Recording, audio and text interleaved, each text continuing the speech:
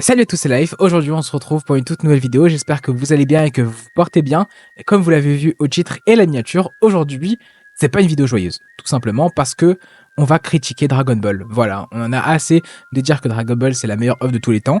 Surtout moi, j'en ai assez. Parce que, au bout d'un moment, Dragon Ball, c'est plus la même chose. On est en train d'essayer de changer de communauté, donner ça à des personnes qui ne le méritent pas forcément, ou tout simplement qui n'en ont pas besoin, parce que Toriyama a fait un travail énorme avec Dragon Ball. Et aujourd'hui, la Toei se permet beaucoup de choses néfastes qui font que le travail de Toriyama est tout simplement endommagé. Et c'est pour cela d'ailleurs que j'ai eu cette idée de faire cette vidéo pour dire non une bonne fois pour toutes, tout simplement.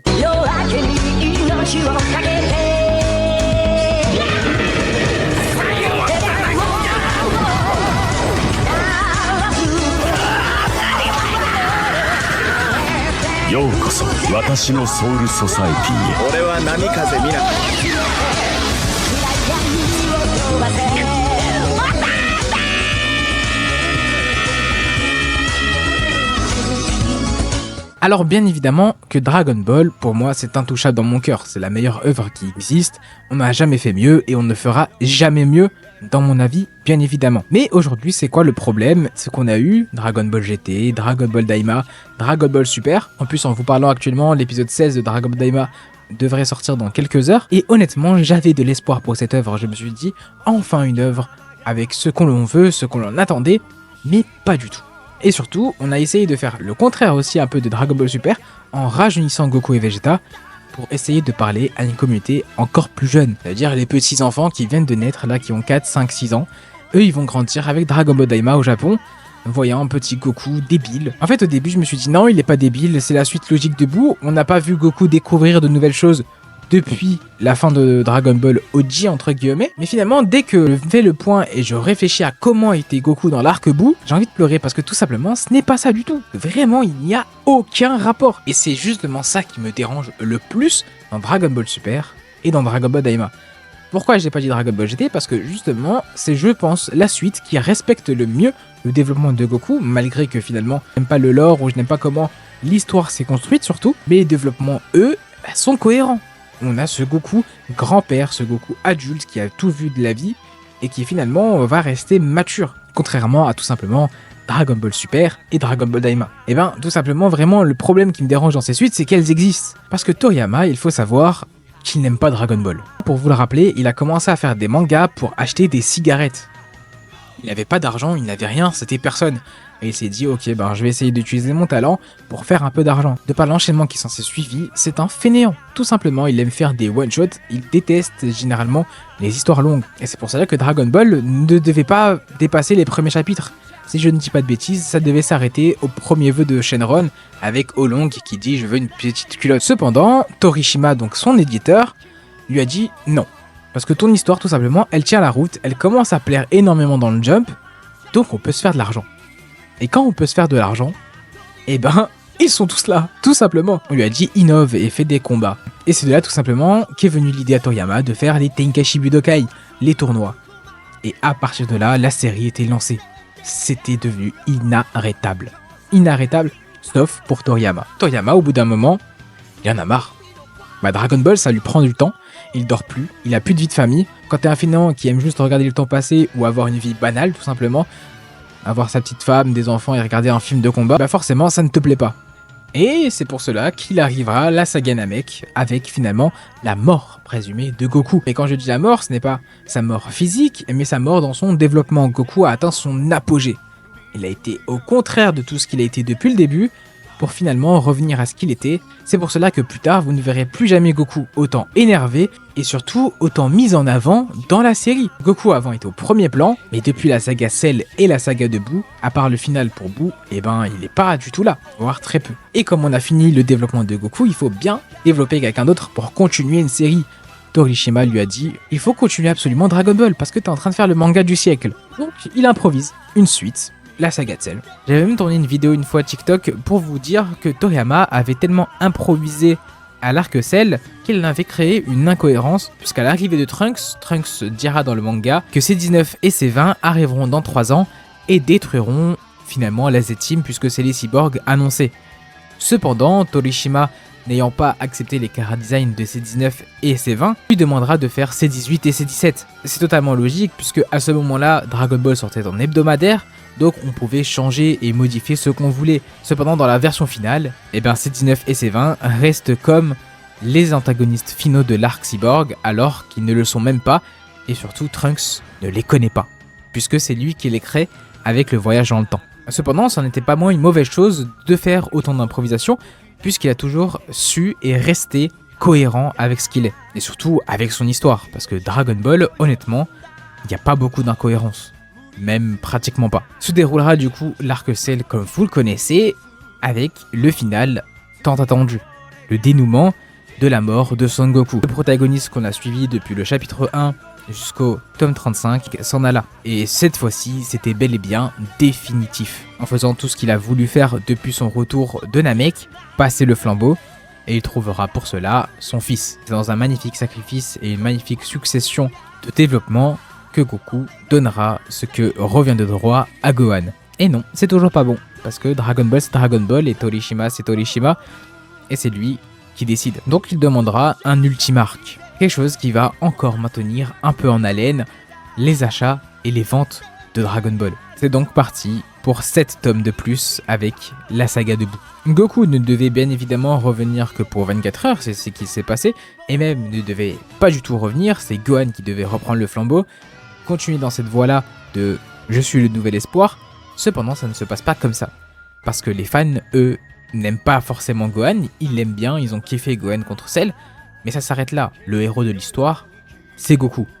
Et c'est lui qu'on aime et c'est le qu'on suit, donc on veut Goku pour cet arc ultime surtout. Donc Toriyama va le ramener pour 24 heures, et finalement on fera de lui le protagoniste ultime, tout encore une fois en restant cohérent.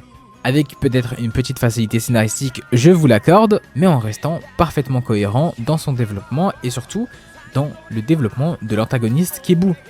Comme je l'ai fait plusieurs fois et dit des centaines de milliers de fois, c'était une opposition entre l'espoir et le désespoir. C'est d'ailleurs pour cela que Boo a été défini comme cela. L'antagoniste ultime, le mal ultime, rien n'est au-dessus de lui dans l'univers. Et c'est là où a été l'ingéniosité de Toriyama pour ne plus entendre jamais parler de Dragon Ball, c'est de ne pas tuer Boo, mais de le faire redevenir gentil, de l'incarner dans un petit garçon du nom de Oob, et de le faire devenir le nouveau espoir de la Terre. Comme cela, le mal ultime disparaît, condamnant la Terre entière à une paix durable. Et même s'il y avait 2-3 ennemis par la suite qui venaient, comme par exemple Hildegarde ou autre dans les OAV, et Goku est encore là et sera suffisant jusqu'à la fin de l'entraînement de Oob, et Oob, dès qu'il sera prêt, sera amplement suffisant, puisque le mal le plus puissant n'existe plus. Pour cela que Toriyama finira parfaitement Dragon Ball afin de tout simplement ne plus jamais en entendre parler. Il l'a condamné à une paix durable afin qu'on ne fasse plus de suite, qu'on ne lui demande plus rien, on tirerait sur la corde beaucoup trop fort. C'est l'année de la fin de Dragon Ball avec le chapitre 512 si je ne dis plus de bêtises, l'année où le Jump se vendra plus de 6,5 millions d'exemplaires par semaine. Les gens à ce moment-là étaient comme des fous. Vraiment, et en fait on se rend pas compte d'après l'impact qu'a eu Dragon Ball sur le monde, tout simplement sur les gens. C'est une folie totale. Toriyama a commencé son histoire fébrilement, mais l'a fini d'une manière légendaire. Donc pourquoi aujourd'hui, quand on fait des suites de Dragon Ball, et surtout plus récemment Dragon Ball Super ou Dragon Ball Daima, on se cale sur cette petite timeline de 10 ans, la mort de Boo et le dernier tournoi. Parce que tout simplement, après on ne peut plus rien faire, c'est incohérent. Malgré que DBGT a réussi finalement à faire quelque chose d'un peu plus constructif, il n'a pas ramené l'espoir le plus total, etc. Ils ont ramené les Dragon Ball. C'est pour ça que c'était intéressant de faire un méchant sur l'utilisation des Dragon Ball. Mais Dragon Ball Super et Dragon Ball Daima, eux, font totalement échec. Dragon Ball Daima a totalement compris le fait qu'on ne peut pas faire un méchant plus fort ou plus maléfique entre guillemets que Boo. Donc a vite décidé tout simplement de réduire la puissance du monde et du lore de Dragon Ball Daima. Cependant, ça a été mal géré, c'est catastrophique même. Et Dragon Ball Super, lui, n'a rien écouté. Il a rendu Goku débile pour toucher une nouvelle vague. Il oublie tout le développement qu'il a accompli depuis le début de Dragon Ball, la sagesse, la maturité, l'acceptation de ses origines. Tout ça s'est mis à la trappe. Goku, c'est juste tout simplement devenu un idiot, prêt à tout pour se battre. On peut faire des suites, il faudrait faire des spin-offs, mais ça ne vend pas. Ce qui vend, ce sont les transformations, les végétaux, les Gogeta, parce que, en fait, le but aujourd'hui de la Toei, c'est tout simplement faire de l'argent. C'est devenu commercial, Dragon Ball, ça vend, c'est je ne sais plus combien de pourcents de revenus, je crois que c'est le plus en plus. On ne peut pas se permettre de laisser une œuvre comme celle-là tomber dans l'oubli. Et après, moi, je les comprends, c'est un commerce. Cependant, c'est pas ça qu'on aime. Si j'aime Dragon Ball, c'est parce que c'est cohérent, il y a une histoire, il y a un développement, les transformations, le flow, etc. c'est un plus. Et on a fait de ce plus la priorité. L'argument de vente de Dragon Ball Daima, c'est oui, vous allez retrouver le Dragon Ball ancien avec l'aventure, etc. C'est vrai qu'on a eu ça au début. On a tout oublié à partir de l'épisode 15. Voilà, tout oublié, tout saccagé en un épisode. Vraiment, c'était une folie. Alors vous pouvez trouver du bon, parce qu'il y en a qui vont regarder Dragon Ball en se disant oui, mais Dragon Ball, je regarde sans prise de tête, je ne pensais même pas à ça quand je regardais Dragon Ball. Non, c'est faux, vous êtes des menteurs. Vous êtes des menteurs, moi je vous le dis. Parce que si vous ne pensez pas à ça quand vous regardez Dragon Ball, c'est que vous avez un grain dans le cerveau, tout simplement. Parce que ce que vous aimez tellement dire et utiliser comme argument pour Dragon Ball, c'est dire qu'il n'y a que des combats. Je suis d'accord, il n'y a que des combats, mais l'histoire se fait par les combats. Goku se marie par les combats. Goku éduque son fils par des combats, en 1 contre 1 dans la salle du temps. Goku se fait des liens sociaux par les combats. Goku mûrit par des combats. Il fait tout par des combats. Et si vous n'arrivez même pas à capter ça avec votre super cerveau, excusez-moi, vous avez un grain tout simplement. Et c'est justement ça le problème, c'est que les combats après Dragon Ball, eh ben eux, il n'y a aucune histoire. Parce qu'on a déjà fait l'histoire, on l'a déjà écrite, on l'a déjà fini, on l'a déjà développé. Comment est-ce qu'on peut développer un personnage qui est déjà développé? Je me pose cette question vraiment premier degré. Parce que Goku dans Dragon Ball Super ne fait rien. Goku dans Dragon Ball Daima ne change pas. Goku dans Dragon Ball GT, c'est le même. Et je peux faire tellement durer cette vidéo encore super longtemps pour vous dire que finalement, on tourne en rond. Et à force de tourner en rond, on est en train de tuer à petit feu la licence originelle. C'est pour cela que je vous demande de séparer s'il vous plaît Dragon Ball de Dragon Ball Super, de Dragon Ball GT, de Dragon Ball Daima, parce que ça n'a rien à voir, ça n'a rien à voir. Toriyama n'a pas mis la main à la pâte. Je vous promets que Toriyama n'a pas mis une seule fois la main à la pâte dans Dragon Ball Super, dans Dragon Ball GT c'est sûr. Et même dans Dragon Ball Daima, je suis pas sûr. Hein. Vraiment, je suis vraiment pas sûr. Peut-être au début, peut-être il a fait des chara design de monde. Niveau écriture, c'est zéro. Hein. Mais surtout, il faut aussi prendre en considération l'âge de Toriyama. Il avait 65 ans avant de décéder. Imaginez, on vient vous voir, vous avez 55 ans, 60 ans. Vous êtes déjà à la retraite, vous êtes millionnaire. Et on vous offre encore des mallettes d'argent pour utiliser votre œuvre. À 50 ans, honnêtement, l'œuvre que j'ai fait il y a 20 ans, j'en ai un peu rien à faire. Vraiment, j'en ai vraiment un peu rien à faire. Tant que j'ai de l'argent pour vivre, tant que ça rentre, apprenez, quoi. Donc il faut aussi comprendre finalement l'aspect marketing, l'aspect commercial, même si cet aspect finalement dégoûte le lecteur. Et vraiment, il dégoûte énormément le lecteur, et moi en particulier, c'est horrible, je ne supporte plus ça. Mais surtout, le vrai problème de toutes ces communautés, c'est ceux qui consomment ces suites de Dragon Ball, et c'est vous le problème. Moi aussi, parce que je regarde, puisque c'est Dragon Ball, mais je regarde et après, je déteste, tout simplement, donc ça fait juste plus mal qu'autre chose, et je ne regarde plus jamais. Je n'achète aucun produit dérivé de Dragon Ball Super, je ne vais acheter aucun produit dérivé de Dragon Ball Daima, parce que, tout simplement, je ne veux pas faire vivre ces licences. Et ceux qui font vivre ces licences, c'est vous. Et c'est à cause de vous, tout simplement, qu'il y a ces propositions. Et si aujourd'hui tout le monde disait non, ce n'est pas ça Dragon Ball, on veut retrouver notre Dragon Ball, eh ben il n'y aurait rien qui se ferait. Tout simplement. Encore une fois, je ne peux pas vous en vouloir parce que la Toei sait faire la communication. Maintenant, quand on sortait par exemple le film Dragon Ball Super, donc oui, je suis pas en train de vous dire qu'il faut arrêter de regarder ça. Je suis en train de vous dire, regardez ça d'un autre œil. Prenez tout simplement le temps de réfléchir, s'il vous plaît. Et honnêtement, vous en serez sorti que grandi. Je pense que c'est tout ce que j'avais à dire honnêtement pour cette vidéo. Et j'espère un peu vous avoir quand même convaincu. Et je vous remercie de m'avoir écouté jusqu'ici. Moi, je ne vous retiens pas plus longtemps et je vous dis portez-vous bien et à la prochaine.